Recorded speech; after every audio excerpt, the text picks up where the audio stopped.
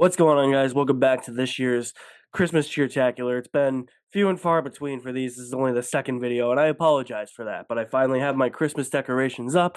It's time to talk some more Christmas movies. And today we're going to be talking about an action movie released on Netflix today, starring Taron Egerton and Jason Bateman, and that is Carry On. A young TSA agent fights to outsmart a mysterious traveler who blackmails him into letting a dangerous package slip onto a Christmas Eve flight. Alright, now first things first, I am getting a bit nasally. I'm starting to get a cold. This thing is developing rapidly. Apologies if I sound really nasally and stuffed up because I am, and I'm starting to get a sore throat, so I'm trying to make these next few videos, like this one, Lord of the Rings, Kraven the Hunter, Indiana Jones, and the Great Circle as short as I possibly can, even though they probably won't be as short as I possibly can, because I think my voice is eventually going to go. And as I said, this thing is developing rapidly, so I might be knocked out by the end of the day. I've said some things about Netflix in the past, especially towards their action movies, where I haven't been really too fond of their action movies, and I do think that even though this is more of the same, this has a lot more to offer here than your typical Netflix action movie. While this is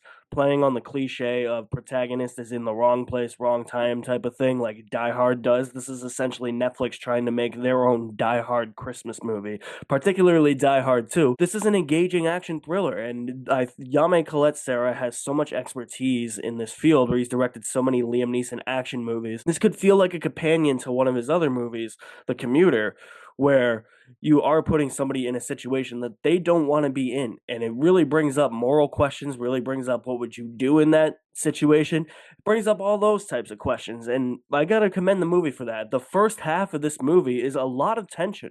Yame Colette Serra does a really good job at building the tension in this movie. It's a movie that really keeps you on the edge of your seat, and I haven't seen that from a Netflix action movie in quite some time.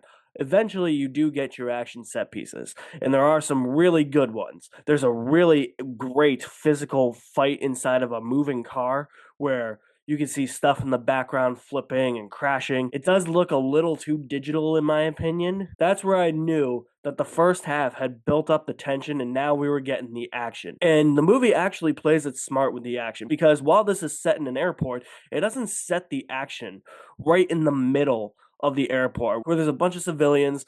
And even though all these civilians are potentially in danger because of what the terrorists are trying to do, I got the sense that everybody was in danger, but the secluded action, like behind closed doors in other parts of the airport, I thought were actually really smart. It made Taron Egerton's character a lot more likable. He does some unlikable things, but he's forced to. I like when movies like this put our protagonists in uncomfortable situations. And going back to those closed door action sequences, as I said, it's smart because nobody else is in danger except for the character he's chasing and himself, and potentially the person who's orchestrating all of this. There are a couple of moments that do take place in broad daylight in the middle of the airport, and people react and see what's going on, but there is a little bit of a disconnect between that because nobody's like on the phone calling security or the cops or anything, even though TSA is involved right in these situations.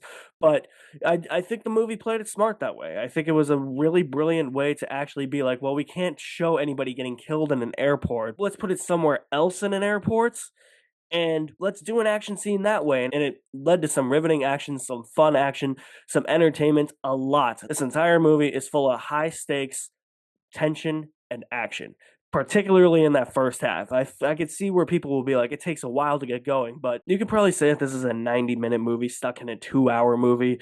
It does feel like it is an extended runtime, but there's an extended period of time at the beginning, the first 10 to 15 minutes or so, where you're getting to know the characters. And I actually am happy that the movie took the time to develop the characters.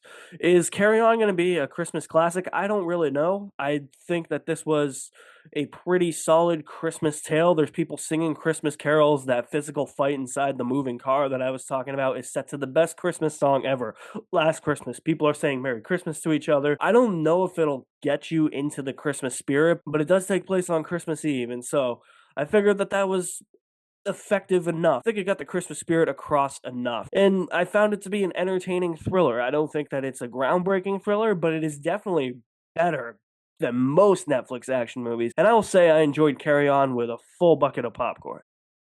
So if you guys have watched Carry On Netflix, let me know what you think of it in the comments section below.